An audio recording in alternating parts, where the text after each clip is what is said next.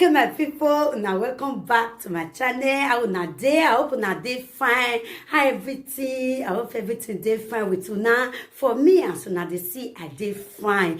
I thank God for everything. My people, I don't come back again with another news, another ogbonge one. Wey be say, if you see this one, my people, it go chocolize you. If everywhere don't read, my people. I say only me one not go see this video. Make una also see this video, make una settle down, watch this video till the end. I beg my people also, if you never subscribe to this channel, what do you they wait for? As you they subscribe, you could see more video like this one. Okay, my people, I beg, make una subscribe, like and share. For this junction, I go to leave una. Make una watch the video, and I go also see you now for the next one. Okay, my people, see you all. Stay blessed. Stay cool, and I love you all, and bye-bye. If you don't know the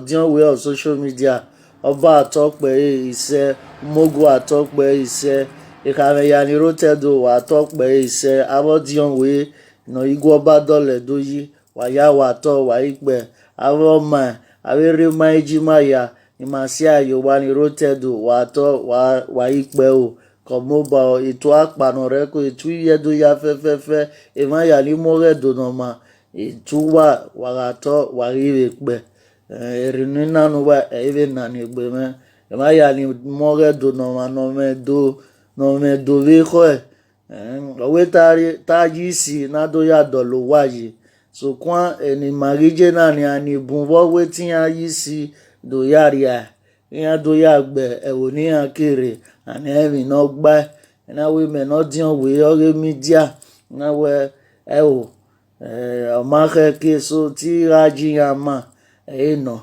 won we iviesan make ya ipitan iviesan ndole ewe la sefe na guwa gwan won ma pe bitan we ara mi eyan na mi san ayi zege ka gbe agbovie san ni ne akegbe yen cause obi no robe viesan unu egbe ose no renye so doni wa mu ma uba mi no gba so wa ikire wo ma wetin do dey for wa ni viesan na beta wa na beta be uyi every time where why cause the issue is that let me explain this thing why.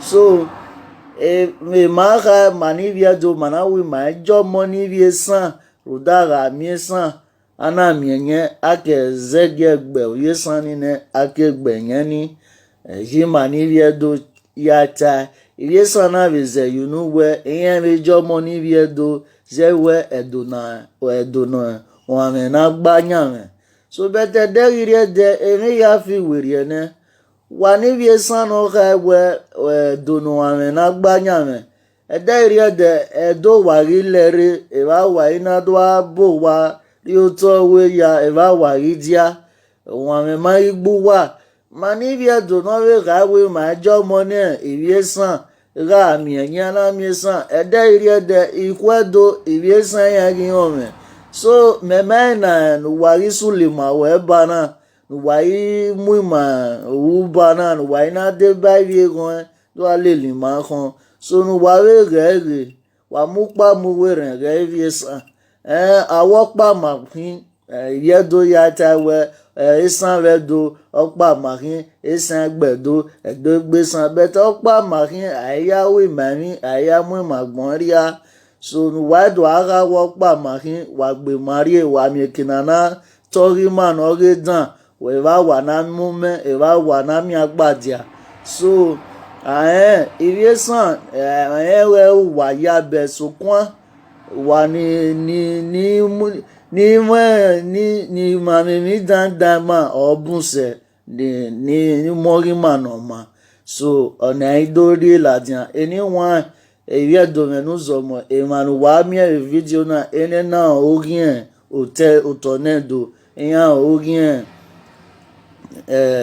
ogien back ogien the Benin Empire where we came from so emanana no wa miere e video na wa ye ro enwan re gbeyan o na ro enwan re gbeyan oni mene odion we social media dori enu wa ya wa to wa igbe obo atokpe ise umogo atokpe